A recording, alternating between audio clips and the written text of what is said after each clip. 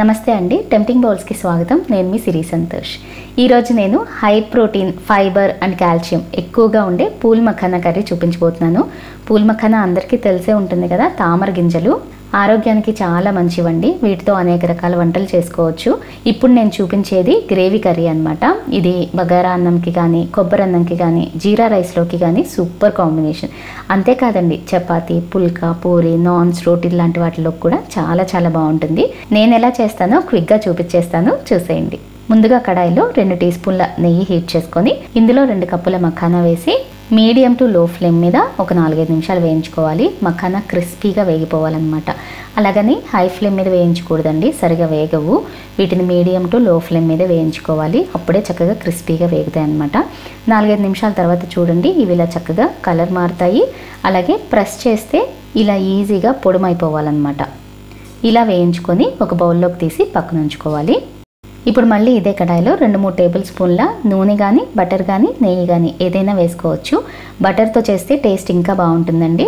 నా దగ్గర లేదు కాబట్టి నేను నూనె వేసాను. మీ దగ్గర ఉంటే కనుక బటర్తోనే చేసుకోండి. ఆయిల్ హీట్ అయిన తర్వాత ఒక బిర్యానీ ఆకు, జీలకర్ర వేసి కొంచెం వేగాక 2 మీడియం సైజ్ ఉల్లిపాయ తరుగు, ఒక పచ్చిమిర్చి తరుగు కూడా వేసి ఆనియన్స్ గోల్డెన్ కలర్ వచ్చేంత వరకు వేయించుకోవాలి.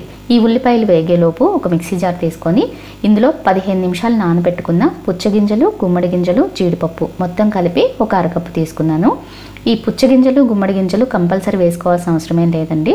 ఉంటే వేసుకోండి, లేదంటే ఒక జీడిపప్పు వేసుకున్నా సరిపోతుంది. వీటితో పాటు 3 మీడియం సైజ్ టొమాటో తరుగు, 1/2 కప్పు పచ్చి కొబ్బరి ముక్కలు, 1 టేబుల్ స్పూన్ గసగసాలు 10 నిమిషాలు నానబెట్టి వేస్తున్నాను. అలాగే 3 యాలకులు, 4 లవంగాలు, ఇంచి దాల్చిన చెక్క, ఒక పచ్చిమిర్చి వేసి మెత్తగా పేస్ట్ చేసుకోవాలి. ఈలోపు ఉల్లిపాయ ముక్కలు కూడా ఇలా చక్కగా గోల్డెన్ కలర్లో వేగిపోతాయి అన్నమాట. ఇప్పుడు ఇందులో 1 టీ స్పూన్ అల్లం వెల్లుల్లి ముద్ద కూడా వేసి ఈ ముద్దలోని పచ్చి వాసన అంతా పోయేంత వరకు వేయించుకోవాలి.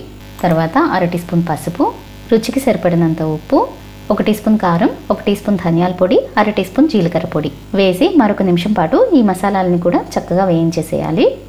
మసాలాలు వేయించేటప్పుడు ఒకవేళ అడుగు పడుతుంది అనిపిస్తే ఒక 2-3 టేబుల్ స్పూన్ల నీళ్లు పోసి మసాలాలు అడుగు పట్టకుండా చక్కగా వేగుతాయి అన్నమాట. చూడండి, మొత్తం ఇట్లా బాగా వేగిపోయిన తర్వాత ఇప్పుడు ఇందులో మిక్సీ పట్టుకున్న టొమాటో జీడిపప్పు పేస్ట్ కూడా వేసేసి టొమాటో ప్యూరీలోని పచ్చివాసన అంతా పోయి ఆయిల్ పైకి తేలేంత వరకు ఇలా అడుగు నుంచి కలుపుతూ కుక్ చేసుకోవాలి. బాగా దగ్గరికి వేయించేసుకోవాలన్నమాట. టొమాటో ప్యూరీలోని పచ్చివాసన అంతా పోవాలి. చూడండి, మొత్తం ఇలా బాగా దగ్గరికి వేగిపోయిన తర్వాత ఇప్పుడు ఇందులో గ్రేవీకి సరిపడా నీళ్లు పోసి ఒక 2 నిమిషాలు అలా మీడియం ఫ్లేమ్ మీద ఉంచిన తర్వాత వేయించుకున్న మఖానా కూడా వేసేసి మూత పెట్టి సిమ్మర్లో మరొక 4-5 నిమిషాలు అలా కుక్ చేసుకుంటే ఈ మఖానా అనేవి కొంచెం సాఫ్ట్గా అవుతాయి అన్నమాట. ఇంకా కావాలంటే వీటితో పాటు వేయించిన జీడిపప్పుల్ని కూడా వేసుకోవచ్చండి. కాజు మఖానా కర్రీలా ఉంటుంది.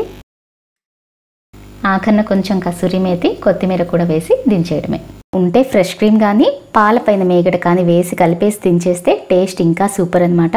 నేను ఇక్కడ వేయలేదు, కానీ ఉంటే మీరు వేసుకోండి. Healthy and tasty pool makhana curry ready. మరి నెక్స్ట్ టైం ఎప్పుడైనా మఖానాతో కర్రీ చేసేటప్పుడు ఇలా ఈ స్టైల్లో ఈ గ్రేవీని ట్రై చేయండి.